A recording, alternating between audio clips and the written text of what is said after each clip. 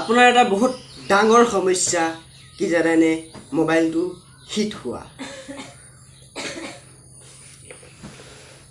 চাওক মোবাইল কিয় হিট হয় যেতিয়া আমি একেটা কাম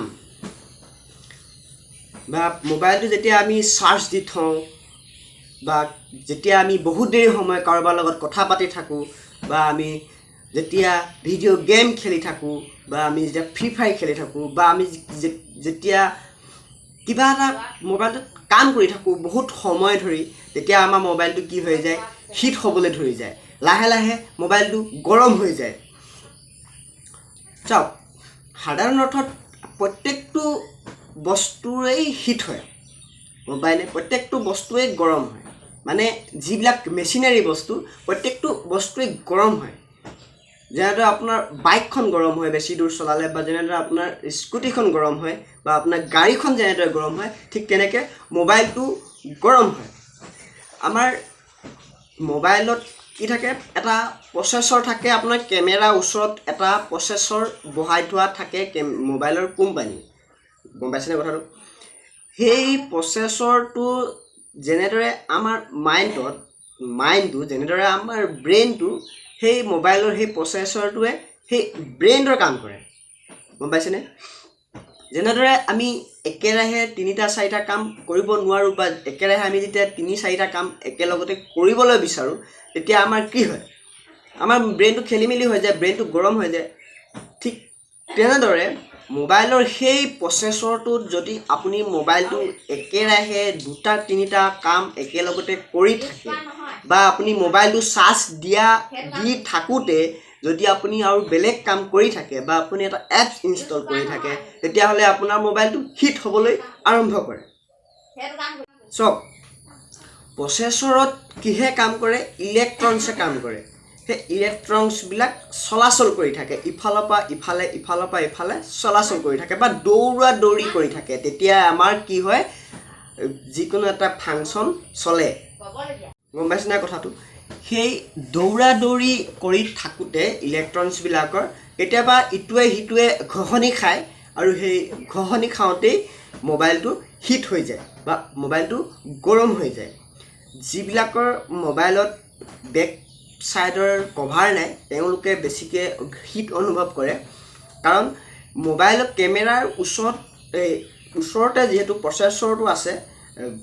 গতিকে মোবাইলটো বেছিকৈ গৰম হৈ যায় মানে আপুনি হাতে যিটো চুই পায় তেতিয়া আপোনাৰ বেছিকৈ গৰম হৈ যায় চাওক আপুনি যদি একেৰাহে 2টা কাম কৰে বা একেলগতে 2টা কাম কৰি যে আপুনি মোবাইলটো চাৰ্জো দিছে আৰু লগতে মোবাইলটো ভিডিঅ' গেমো চাই আছে সেই প্ৰচেছৰটোৱে বা ইলেক্ট্ৰনছটোৱে কি কাম কৰি আছে চাৰ্জটো লৈ আছে সেই চাৰ্জ লৈ থাকোঁতে প্ৰচেছৰে অকল মোবাইলৰ বেটেৰীটোৱে অকল চাৰ্জ নলয় বা অকল গৰম নলয় মোবাইলৰ বেটেৰীটোৱে প্ৰচেছৰলৈও গৰম পঠিয়ায় বা অইন ইলেক্ট্ৰনছবিলাকলৈও গৰম পঠিয়ায় আৰু সেই ইলেক্ট্ৰনছবিলাক গৰম হৈ দৌৰা দৌৰি কৰি থাকোঁতে যেতিয়া আপুনি আৰু এটা কাম কৰি দিয়ে তেতিয়া সেই ইলেক্ট্ৰনছবিলাকে বেছি দৌৰা দৌৰি কৰিবলগীয়া হয় আৰু বেছি দৌৰা দৌৰি কৰোঁতে কি হৈ যায় আপোনাৰ মোবাইলটো গৰম হৈ যায় বুজি পাইছেনে আৰু পৰাপক্ষত আমি মোবাইলটো চাৰ্জ দিওঁতে আমাৰ মোবাইলত কি কৰিব লাগে বেক কভাৰখন খুলি থ'ব লাগে কাৰণ তেতিয়া যিহেতু আমাৰ বেটেৰীয়ে অকল গৰমটো নলয় প্ৰচেছৰেও গৰম লয় বা গোটেই হ'ল মোবাইলটোতো গৰমটো গুচি যায় গতিকে বেক কভাৰখন যদি আমি খুৱাই থোৱা থাকে তেতিয়াহ'লে আমাৰ কি হ'ব মোবাইলটো বেছিকৈ গৰম হৈ যায় বুজি পাইছে আৰু চাওক আপোনাৰ মোবাইলটো ছাপ'জ 2020 চনত বনোৱা বা আপুনি 2020 চনত কিনা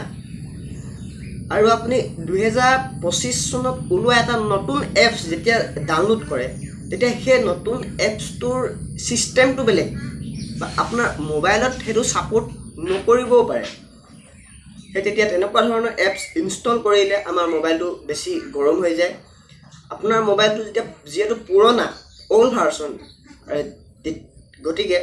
আপুনি নতুন ভাৰ্চনৰ যদি যিকোনো এটা এপছ ইনষ্টল কৰে তেতিয়াহ'লে আপোনাৰ মোবাইলটো বেছি হিট হৈ যায় আৰু থাৰ্ড কথা হৈছে আপোনাৰ যেতিয়া মোবাইলটো চাৰ্জ দি থকা অৱস্থাত আপুনি মোবাইলটো চাৰ্জ দি থকা অৱস্থাত